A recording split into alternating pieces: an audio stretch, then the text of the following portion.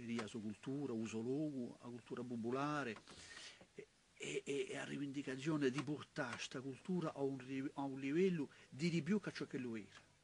Provano a maritare, e si può dire che le riescono, provano a maritare due vili che non sono mica contrari uno a quell'altro.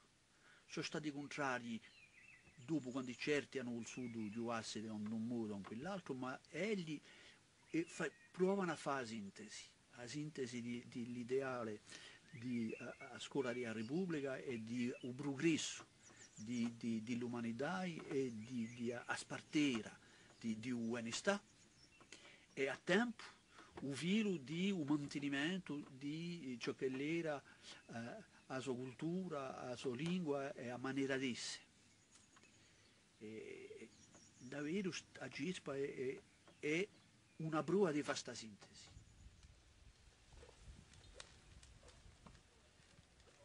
Morto un 22, giovane, 55 anni, era ritirato quell'anno.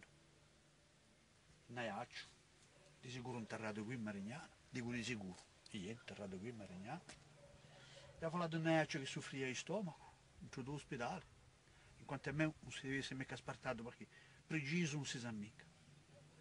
E si vede qui, lo cimitero, vediamo là. Si trova quella G, manda un logo scantato, è vero che c'è una famiglia Versini, ma è quasi quasi come un simbolo della sua vita. Scantato e un altro.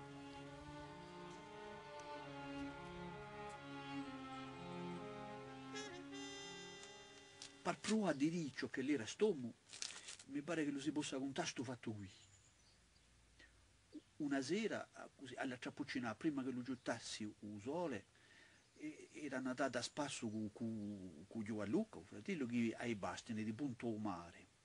E quando erano curati, è suonata l'Ave Maria. Allora, ci vuole ricordarsi che Giacomo Santo era contro i preti, contro la religione, che la Gispa ha pubblicato un testo anche ai santi che è un mustaccione al cielo e al paradiso. Eppure che lo fosse così, dice che quando la suonava la Maria pare che lo fosse come incantato. E dopo ha scritto una poesia che a Giurente era questa qui.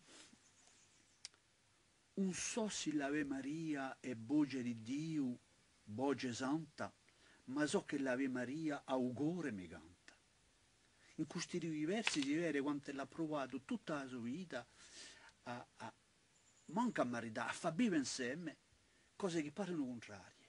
Ma questo è lo spirito, il viro, la forza, la vita di un poeta. L'aria carezza.